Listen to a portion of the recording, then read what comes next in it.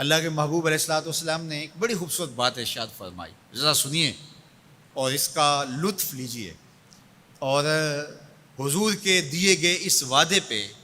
دل کے قرار کا سامان کیجئے۔ اللہ کے محبوب علیہ السلام نے ارشاد فرمایا کہ من یکفر لی اللہ یسأل الناس شیئا،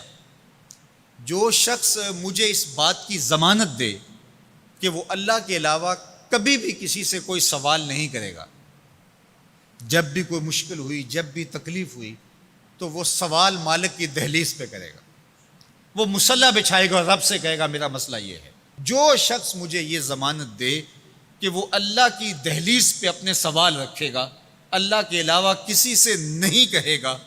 اللہ کے محبوب فرماتے ہیں اتکفل لہ بالجنہ، میں اس کو جنت کی ضمانت دیتا ہوں۔ اور یہ روایت حضرت ثوبان رضی اللہ تعالی عنہ سے مروی ہے۔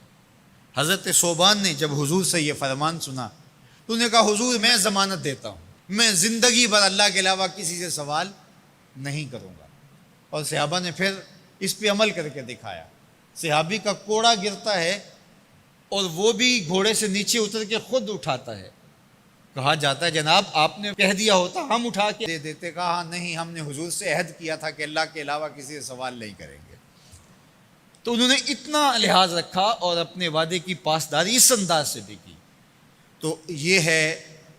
وہ دولت جو کسی بندے کو اللہ صالح اعمال کے نتیجے میں عطا کرتا ہے۔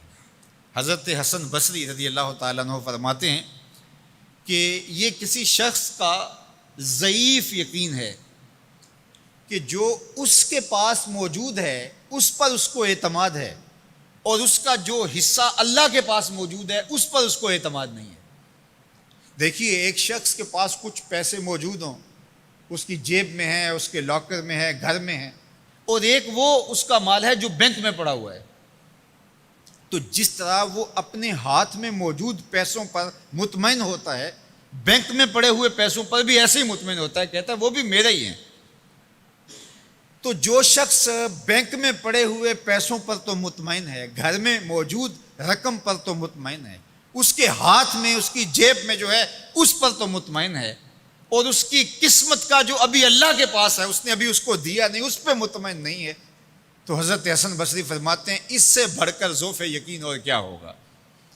کہ جو اس کے پاس ہے، جس کو چرایا جا سکتا ہے، جس کو چور کھینچ سکتا ہے،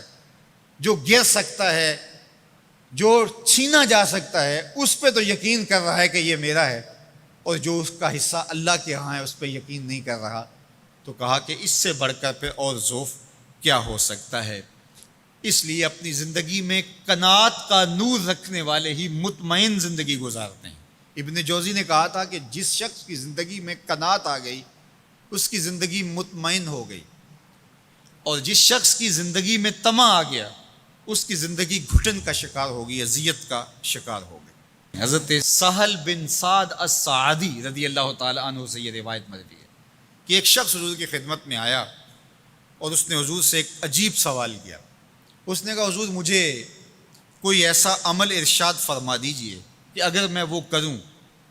تو مجھ سے اللہ بھی پیار کرے اور اللہ کی مخلوق بھی مجھ سے پیار کرے، ایک عمل ایسا بتا دیجئے اگر میں وہ عمل بجا لاؤں تو اللہ مجھ سے پیار کرے اور اس کی مخلوق بھی مجھ سے پیار کرے۔ اللہ کے محبوب نے اس کو جو جواب دیا اس کا مفہوم سن لیجئے۔ آقا کریم نے فرمایا جو دنیا میں موجود ہے، میسر ہے، اس سے بے رغبت ہو جا، تیری ضرورتیں تو پوری ہوں گی، اس میں تو کوئی شک نہیں، لیکن تیری رغبت ادھر نہ رہے، زہد فی الدنیا اختیار کر لے، تو تجھ سے اللہ پیار کرے گا کہ یہ بندہ دنیا میں رہ کے بھی دنیا کا نہیں میرا ہے، اور جو لوگوں کے پاس ہے ان سے بے نیاز ہو جا تو لوگ تجھ سے پیار کریں گے، اور اگر تو لوگوں کی جیبوں پہ نظر رکھے گا اور لوگوں کی دولت میں، ان کے مال میں تجھے رغبت ہوگی تو فرمایا کہ پھر لوگ تجھ سے دور ہٹ جائیں گے۔ تو اللہ قناعت کا نور عطا فرماتا ہے شخص کو جو اچھے اور صالح اعمال بجا لائے۔